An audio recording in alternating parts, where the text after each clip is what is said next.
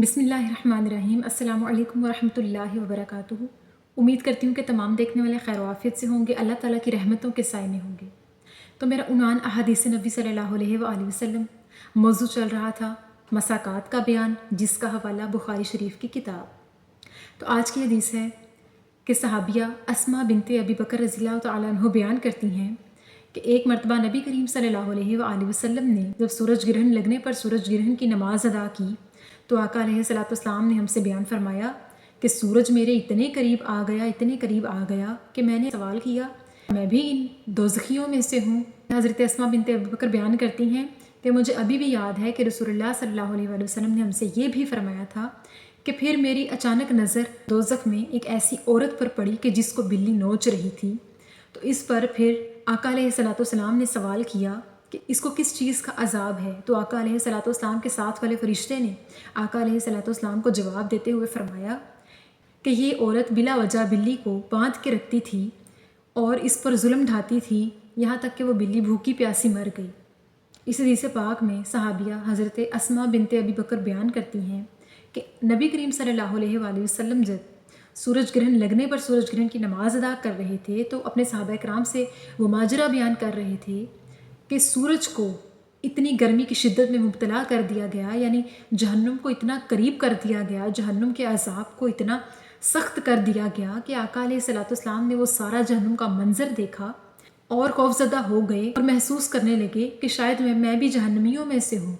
تو اس پر آقا علیہ الصلوۃ والسلام نے اچانک دوزخ میں ایک ایسی عورت کو دیکھا جس کو بلی نوچ رہی تھی اور اس کو یہ عذاب ملا ہوا تھا۔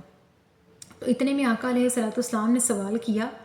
کہ اس بلی کو عذاب ملنے کی کیا وجہ ہے؟ تو اس پر آقا علیہ الصلوۃ والسلام کے ساتھ موجودہ فرشتے نے جواب دیتے ہوئے فرمایا کہ یہ عورت بلی پر بلا وجہ سختی کرتی تھی اور ظلم ڈھاتی تھی اور یہاں تک کہ وہ بلی بھوک پیاس سے مر گئی، تو اسی وجہ سے اس کو اس عذاب میں مبتلا کیا گیا ہے کہ یہ جہنم میں گرمی کی شدت سے تڑپ رہی ہے اور بلی اس کو نوچ رہی ہے۔ استغفر اللہ العظیم۔ کہ جس طرح ہمیں انسانوں کے ساتھ بھلائی کرنے کا حکم دیا گیا، اسی طرح باقی مخلوقات کے ساتھ بھی ہمیں بھلائی کا حکم دیا گیا، ہر جاندار کے ساتھ بھلائی کا حکم دیا گیا۔ انسانیت کا حق یہ ہے کہ ہر جاندار کو اس ضرورت مند پا کر اس کی ضرورت کو پورا کیا جائے اور انسانیت کا حق ادا کیا جائے۔ بے شک اللہ تعالیٰ نے انسان کو اشرف المخلوقات بنایا کہ تمام مخلوقات سے زیادہ افضل ترین قرار دیا گیا، تو ہمیں چاہیے کہ ہم اپنے افضل ترین ہونے کا حق ادا کریں اور اللہ تعالیٰ کی ہر جاندار مخلوق کا خیال رکھیں، ہر ایک سے نرمی برتیں، ہر کسی ضرورت مند کو دیکھ کر اس کی ضرورت پوری کریں،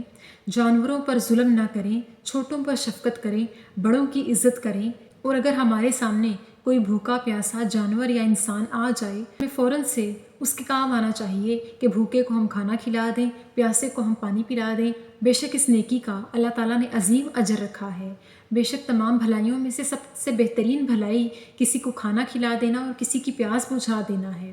تو اللہ تعالیٰ سے دعا ہے کہ اللہ پاک ہمیں رحم دل انسان بنائے اور اللہ پاک ہمیں حسن اخلاق برتنے والا بنائے۔ اللہ تعالیٰ سے دعا ہے کہ اللہ پاک ہمیں آقا علیہ الصلوۃ والسلام کی سنتوں پر عمل پیرا ہونے کی توفیق عطا فرمائے، ہمیں صحیح معنوں میں دین کی سمجھ بوجھ عطا فرمائے اور ہمیں مومنین میں سے کرے۔ آمین ثم آمین۔ شکریہ۔